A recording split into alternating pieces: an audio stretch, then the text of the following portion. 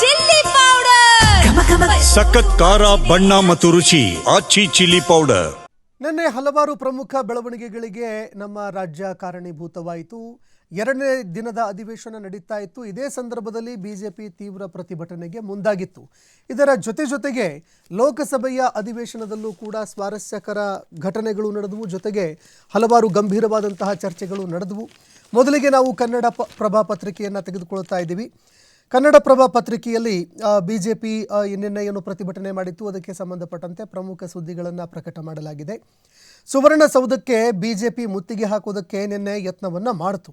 ಸಹಸ್ರಾರು ರೈತರ ಜೊತೆಗೆ ಮೆರವಣಿಗೆ ಕೂಡ ಮಾಡಿತು. BY ವಿಜಯೇಂದ್ರ, ವಿಪಕ್ಷ ನಾಯಕ R ಅಶೋಕ್ ಸೇರಿ ಹಲವರನ್ನ ನಿನ್ನೆ ವಶಕ್ಕೆ ಪಡೆದುಕೊಳ್ಳಲಾಯಿತು. ರಾಜ್ಯದ ಕಾಂಗ್ರೆಸ್ ಸರ್ಕಾರ ರೈತ ವಿರೋಧಿ ನಿಲುವುಗಳನ್ನು ಅನುಸರಿಸ್ತಾ ಇದೆ ಅಂತ ವಿಪಕ್ಷ ಗಂಭೀರವಾಗಿ ಆರೋಪ ಮಾಡಿತು. ತೀವ್ರವಾಗಿ ಪ್ರತಿಭಟನೆಗೂ ಕೂಡ ನಿನ್ನೆ ಮುಂದಾಯಿತು.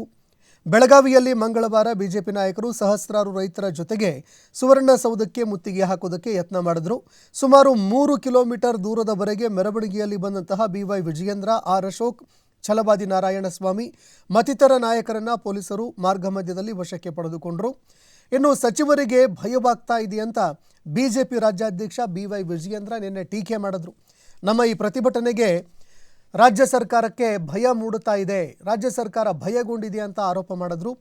ರೈತರ ಗೋಳನ್ನು ಕೇಳೋರಿಲ್ಲ, ಜನ ಹೊಡಿತಾರೆ ಅಂತ CM ಸಚಿವರು ಹೆಲಿಕಾಪ್ಟರ್ನಲ್ಲಿ ಓಡಾಡ್ತಾ ಇದ್ದಾರೆ.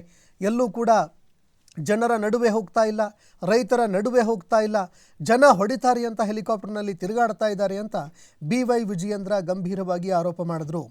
ಇನ್ನು ವಿಪಕ್ಷ ನಾಯಕ R ಅಶೋಕ್ ಅವರು ಮಾತನಾಡಿ ಕರ್ನಾಟಕದಲ್ಲಿ ಇರುವಂತಹ ಕಾಂಗ್ರೆಸ್ ಸರ್ಕಾರಕ್ಕೆ ನಾಚಿಕೆ, ಮಾನ, ಮರ್ಯಾದೆ ಏನಾದರೂ ಇದೆಯಾ ಅಂತ ಆಕ್ರೋಶ ಹೊರಹಾಕಿದ್ರು. ನಮ್ಮ ರಾಜ್ಯದಲ್ಲಿ ರಾಜ್ಯ ಸರ್ಕಾರ ಸತ್ತು ಹೋಗಿದೆ ಅಂತ ಆಕ್ರೋಶ ಕೂಡ ಹೊರಹಾಕಿದ್ರು. ಇನ್ನು ನಿನ್ನೆ ಯಾವಾಗ ಸುವರ್ಣ ವಿಧಾನಸೌಧಕ್ಕೆ ಮುತ್ತಿಗೆ ಹಾಕೋದಕ್ಕೆ ಅಂತ ವಿಪಕ್ಷ ನಾಯಕರು ಜೊತೆಗೆ ರೈತರು ಹೊರಟರು. ಸಹಸ್ರಾರು ರೈತರ ಜೊತೆಗೆ ಸುವರ್ಣಸೌಧಕ್ಕೆ ಮುತ್ತಿಗೆ ಹಾಕೋದಕ್ಕೆ ಪ್ರಯತ್ನ ಮಾಡಿದ್ರು. 3 ಕಿಲೋಮೀಟರ್ ದೂರದವರೆಗೆ ಮೆರವಣಿಗೆಯಲ್ಲಿ BY ವಿಜಯೇಂದ್ರ, R ಅಶೋಕ್ ಅವರು ಜೊತೆಗೆ ಬಿಜೆಪಿಯ ಪ್ರಮುಖ ನಾಯಕರು ಮುತ್ತಿಗೆ ಹಾಕೋದಕ್ಕೆ ಅಂತ ಬಂದರು. ಇದೇ ಸಂದರ್ಭದಲ್ಲಿ ಅವರನ್ನ ವಶಕ್ಕೆ ಪಡೆದುಕೊಳ್ಳಲಾಯಿತು.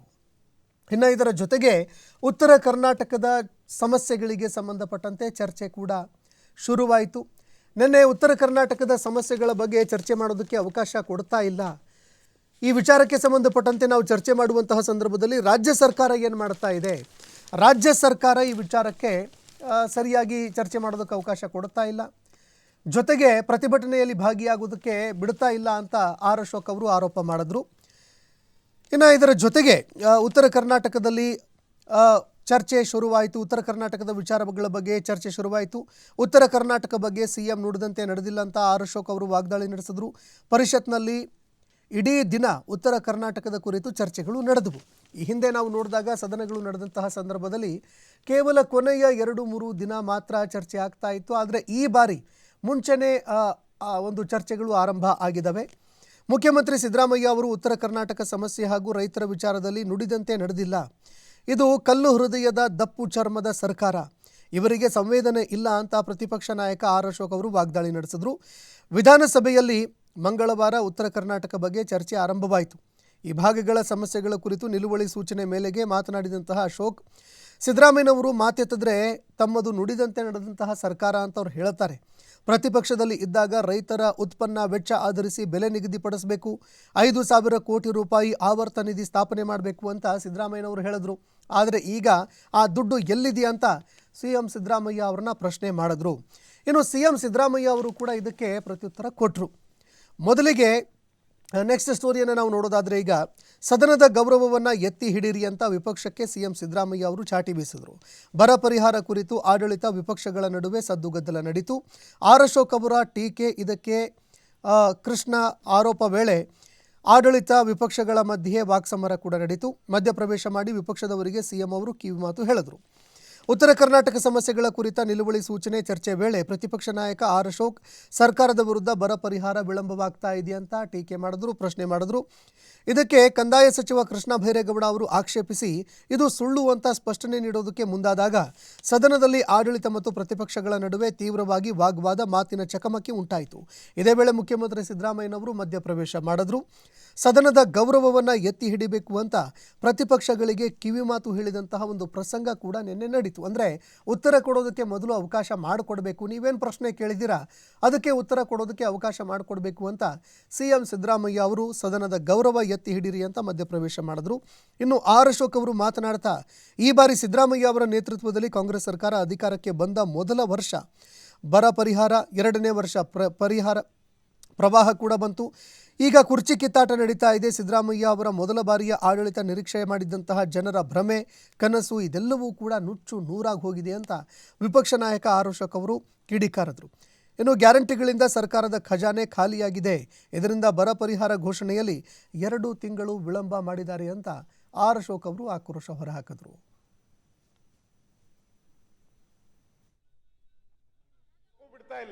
ಇಲ್ಲಿ ನಿಲುವಳಿ ಮಣ್ಣೆ ಮಾಡಕ್ಕೂ ಬಿಡ್ತಾ ಇಲ್ಲ. ಆ ಪರಿಸ್ಥಿತಿಗೆ ತಂದ್ಬಿಟ್ಟಿದ್ದೀರ ನಾವು. ಇವತ್ತು ಮಾತ್ರ ಮುಗಿಸ್ಕೊಂಡು ಬರೆಯರ್ ನಾವು. ಈಗ ಇಲ್ಲಿ ನಿಲುವಳಿ, ಪ್ರೊಟೆಸ್ಟ್ ಎರಡನ್ನೂ ಒಂಥರ ಮಧ್ಯೆ ಸಿಕ್ಕಾಕ್ಸ್ಬಿಟ್ಟಿದ್ದೀರ. ಈಗ ನಿನ್ನೆನೂ ಕೂಡ ನಾನು ಮಾದೇವಪ್ಪ ಅವ್ರು ಬಂದಿಲ್ಲ, ನಾನು ತಾವು ಹೇಳಿದ್ರಿ ಅಂತ ನಾವು ಆಮೇಲೆ ಕ್ವಶನ್ ಅವರ್ ಅಂತ ಮಾದೇವಪ್ಪನವ್ರದ್ದು ಸ್ಕ್ರೋಲಿಂಗ್ ಬರ್ತಾ ಇದೆ. ಎಲ್ಲವನ್ನ ಬದಿಗೊತ್ತಿ ನಾವು ಚರ್ಚೆಗೆ ಮಾಡ್ತಾ ಇದ್ದೀರಿ ಅಂತೇಳಿ ಮುಖ್ಯಮಂತ್ರಿಗಳ ಕಚೇರಿಯಿಂದ ಆಚೆ ಬಂದು ಹೇಳಿರೋ ಸ್ಟೇಟ್ಮೆಂಟು ಅದು ಸದನ ನಡೆಯುವಾಗ.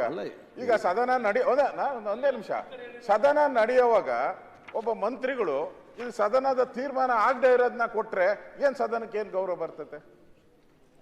ನಾವು ಏನಪ್ಪ ಹಿಂಗಾಗೋಯ್ತು, ಇದು ಚರ್ಚೆ ಆಗ್ಲೇ ಇಲ್ಲ, ಇಲ್ಲಿ ಕ್ವಶನ್ ಅವರ್ ಬದಿಗೊತ್ತೀರಿ ಅಂತ ನಾವು ಏನು ಹೇಳಲೇ ಇಲ್ಲ, ತಾವು ಹೇಳಲಿಲ್ಲ, ನಾನು ಹೇಳಲಿಲ್ಲ, ಚರ್ಚೆ ಆಗಲಿಲ್ಲ.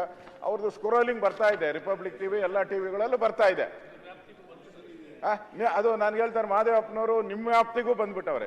ಮೋಸ್ಟ್ಲಿ ಎಲ್ಲನ ಈ ಬದಲಾವಣೆ ಆದಾಗೆಲ್ಲ ಅಲ್ಲ ಅವ್ರು ಹೋಗ್ತಾರ, ಏನಾನ ಬರ್ತಾರ ಅಲ್ಲಿಗೆ, ನೀವೇ ಅಲ್ಲಿ ಬಂದು ಕೂತ್ಕೊಂತೀರಾ?